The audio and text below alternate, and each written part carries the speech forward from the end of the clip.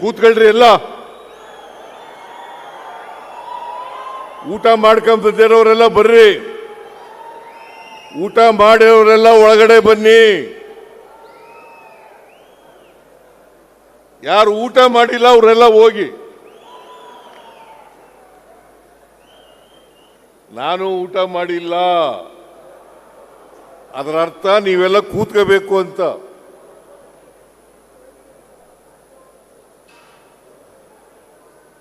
KN Rajanna ಅವರ 75ನೇ ಜನ್ಮದಿನದ ಅಮೃತ ಮಹೋತ್ಸವ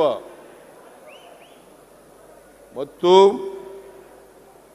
ಅಭಿನಂದನಾ ಗ್ರಂಥ ಬಿಡುಗಡೆ ಸಮಾರಂಭ ಇದರ ಅಧ್ಯಕ್ಷತೆ ವಹಿಸಿರ್ತಕ್ಕಂಥ ತುಮಕೂರು ಜಿಲ್ಲೆಯ ಉಸ್ತುವಾರಿ ಸಚಿವರು, ಗೃಹ ಸಚಿವರು ಆದಂಥ ಶ್ರೀ ಡಾಕ್ಟರ್ ಪರಮೇಶ್ವರ ಅವರೇ,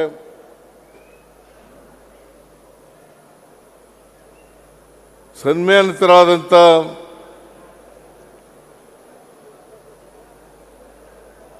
KN ರಾಜಣ್ಣ ಅವರೇ,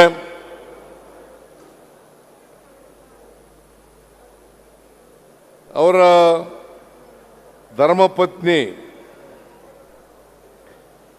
ಶ್ರೀಮತಿ ಶಾಂತಲಾ ಅವರೇ, ಮತ್ತೆ ಅವರ ಕುಟುಂಬ ವರ್ಗದ ಎಲ್ಲ ಸದಸ್ಯರುಗಳೇ, ಈ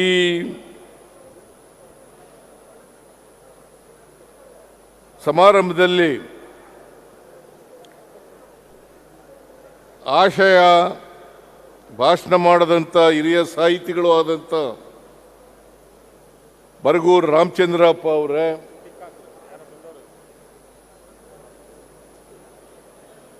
ನನ್ನ ಎಲ್ಲ ಸಹೋದ್ಯೋಗಿ ಮಿತ್ರರೇ, ಶಾಸಕ ಮಿತ್ರರೇ, ಮಾಜಿ ಶಾಸಕರುಗಳೇ, ಮಾಜಿ ಸಚಿವರುಗಳೇ,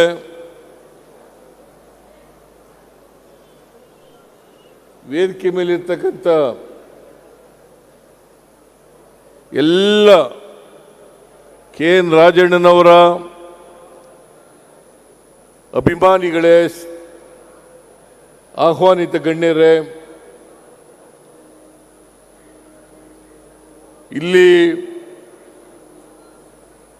ಇಷ್ಟೊಂದು ದೊಡ್ಡ ಸಂಖ್ಯೆಯಲ್ಲಿ ಸೇರಿದ್ದಂಥ ಎಲ್ಲ ಆತ್ಮೀಯ ಬಂಧುಗಳೇ, ತಾಯಂದಿರೇ, ಯುವಕ ಮಿತ್ರರೇ, ಮಾಧ್ಯಮದ ಎಲ್ಲ ಗೆಳೆಯರೇ, ನಾನು ಈ ಸಂದರ್ಭದಲ್ಲಿ ಸಹಕಾರ ಸಚಿವರಾದಂಥ KN ರಾಜಣ್ಣನವರು 74 ವರ್ಷಗಳನ್ನು ತುಂಬಿ 75ನೇ ವರ್ಷಕ್ಕೆ ಕಾಲಿಡ್ತಾ ಇದ್ದಾರೆ. ಸರಿ ಇಲ್ವಾ?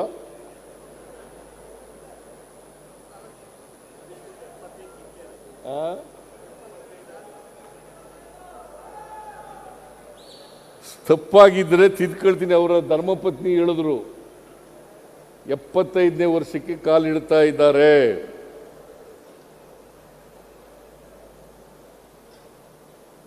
ಅವರಿಗೆ ಜನ್ಮದಿನದ ಶುಭಾಶಯಗಳನ್ನು ಕೋರ್ಲಿಕ್ಕೆ ಬಯಸ್ತಾ ಇದ್ದೇನೆ.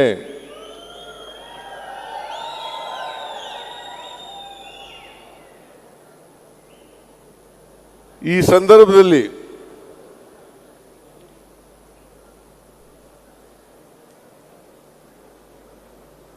ಅವರು 100 ವರ್ಷಗಳಿಗೂ ಹೆಚ್ಚು ಕಾಲ ಬಾಳ್ಲಿ ಅಂತೇಳಿ ಹಾರೈಸ್ತೇನೆ.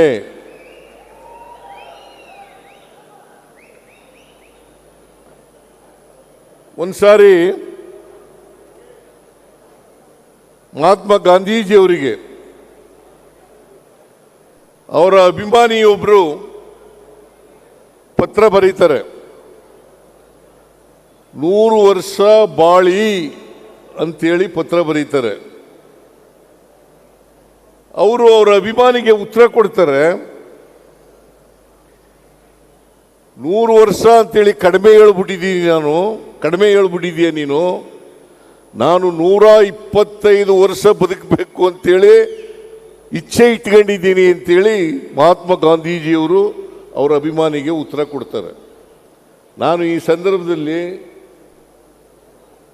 ರಾಜಣ್ಣನವರು 100 ವರ್ಷಗಳಿಗೂ ಹೆಚ್ಚು ಕಾಲ ಬಾಳಲಿ ಅಂತಲ್ಲಿ ದೇವರಲ್ಲಿ ಪ್ರಾರ್ಥನೆಯನ್ನು ಮಾಡ್ತೇನೆ.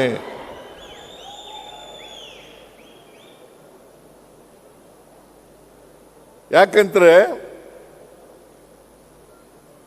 ರಾಜಕೀಯದಲ್ಲಿ, ಸಹಕಾರಿ ಕ್ಷೇತ್ರದಲ್ಲಿ ಅನೇಕ ಜನ ಬರ್ತಾರೆ ಹೋಗ್ತಾರೆ.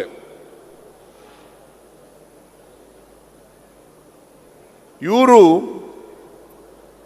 ರಾಜಕೀಯ ಅಂದ್ರೆ ಜನಸೇವೆ, ಸಹಕಾರ ಕ್ಷೇತ್ರ ಅಂದ್ರೆ ಜನಸೇವೆ ಅಂತ ತಿಳ್ಕೊಂಡಿರ್ತಕ್ಕಂಥ ರಾಜಕಾರಣಿ. ಅದರಲ್ಲೂ ವಿಶೇಷವಾಗಿ ಈ ಸಮಾಜದಲ್ಲಿರ್ತಕ್ಕಂಥ ಬಡವರು, ಯಾವುದೇ ಜಾತಿಗೆ ಸೇರಿರ್ಬೋದು, ಯಾವುದೇ ಧರ್ಮಕ್ಕೆ ಸೇರಿರ್ಬೋದು, ಯಾವುದೇ ಭಾಷೆ ಮಾತನಾಡಬಹುದು, ಆ ಜನರ ಬಗ್ಗೆ ಕಾಳಜಿ ಇದೆಯಲ್ಲ, ಅದು ಬಹಳ ಮುಖ್ಯ. ಸಮಾಜದಲ್ಲಿರ್ತಕ್ಕಂಥ ಎಲ್ಲ ಬಡವರಿಗೂ ಕೂಡ ಸಹಾಯ ಮಾಡಬೇಕು, ಅವರ ಕಷ್ಟದಲ್ಲಿ ಭಾಗಿಯಾಗಬೇಕು, ಅವರನ್ನ ಸಹಾಯ ಮಾಡಿ ಆರ್ಥಿಕವಾಗಿ ಮೇಲಕ್ಕೆ ಎತ್ತಕ್ಕಂಥ ಪ್ರಯತ್ನವನ್ನು ಮಾಡಬೇಕು ಅಂತಕ್ಕಂಥ ಕಾಳಜಿ ಇದೆಯಲ್ಲ, ಅದು ಬಹಳ ದೊಡ್ಡ ಗುಣ ಅಂತಕ್ಕಂಥ ಮಾತುಗಳನ್ನು ಹೇಳಲಿಕ್ಕೆ ಬಯಸ್ತಾ ಇದ್ದೇನೆ. ಅದು ಎಲ್ಲ ರಾಜಕಾರಣಿಗಳಲ್ಲೂ ಕೂಡ, ಎಲ್ಲ ಸಹಕಾರಿಗಳಲ್ಲೂ ಕೂಡ ಅದು ಬರಬೇಕು.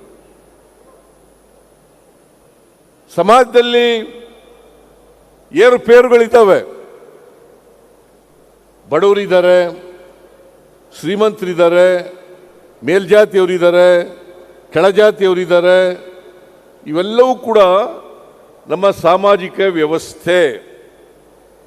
ಈ ಸಾಮಾಜಿಕ ವ್ಯವಸ್ಥೆಯನ್ನು, ಈ ಅಸಮಾನತೆಯನ್ನು ತೊಡಗಿಸ್ಬೇಕು. ಅಸಮಾನತೆಯನ್ನು ತೊಡಗಿಸಿ ಎಲ್ಲರೂ ಮುಖ್ಯವಾಹಿನಿಗೆ ಬರ್ತಕ್ಕಂಥ ಪ್ರಯತ್ನವನ್ನು ಮಾಡ್ತಕ್ಕಂಥದ್ದೇ ನಿಜವಾದ ರಾಜಕೀಯದ ಗುರಿ. ಅದನ್ನೇ ನಮ್ಮ ಸಂವಿಧಾನ ಹೇಳ್ತಕ್ಕಂಥದ್ದು. ನಮ್ಮ ಸಂವಿಧಾನ ಬಹಳ ಸ್ಪಷ್ಟವಾಗಿ ಹೇಳ್ತದೆ, ಸಮಾನವಾಗಿ ಎಲ್ಲರಿಗೂ ಅವಕಾಶಗಳನ್ನು ಒದಗಿಸ್ಕೊಡ್ಬೇಕು. ಅದರಲ್ಲಿ ಜಾತಿ, ಧರ್ಮ, ಪ್ರದೇಶ, ಭಾಷೆ ಯಾವುದು ಬರಲ್ಲ. ಮನುಷ್ಯತ್ವ ಇರಬೇಕು. ಬಹಳ ಮುಖ್ಯವಾಗಿ ಪ್ರತಿಯೊಬ್ಬರಿಗೂ ಕೂಡ ಮನುಷ್ಯತ್ವ ಇರಬೇಕು. ಮನುಷ್ಯತ್ವ ಇದ್ದಾಗ ಮಾತ್ರ ನಾವು ಸಮಾಜವನ್ನು ಕಾಣಲಿಕ್ಕೆ ಸಾಧ್ಯ ಆಗ್ತದೆ. ಸಮಾಜದಲ್ಲಿ ಬದಲಾವಣೆಯನ್ನು ಕಾಣಲಿಕ್ಕೆ ಸಾಧ್ಯ ಆಗ್ತದೆ. ಈ ಬದಲಾವಣೆ ಆಗಬೇಕಾದ್ರೆ ನಾವು ಪ್ರತಿಯೊಬ್ಬರಿಗೂ ಕೂಡ ಆರ್ಥಿಕವಾಗಿ, ಸಾಮಾಜಿಕವಾಗಿ ಶಕ್ತಿಯನ್ನು ತುಂಬತಕ್ಕಂಥ ಪ್ರಯತ್ನವನ್ನು ಮಾಡಬೇಕು. ಬಾಬಾ ಸಾಹೇಬ್ ಅಂಬೇಡ್ಕರ್ ಅವರು ಒಮ್ಮೆ ಹೇಳ್ತಾರೆ, ಈ ದೇಶಕ್ಕೆ ಸ್ವಾತಂತ್ರ್ಯ ಬಂದದ್ದು ಸಾರ್ಥಕ ಆಗಬೇಕಾದ್ರೆ ಪ್ರತಿಯೊಬ್ಬರಿಗೂ ಕೂಡ ಆರ್ಥಿಕ, ಸಾಮಾಜಿಕ ಸ್ವಾವಲಂಬನೆ ದೊರಕಿದಾಗ ಮಾತ್ರ. ಕ್ಲಿಕ್ ಮಾಡಿ.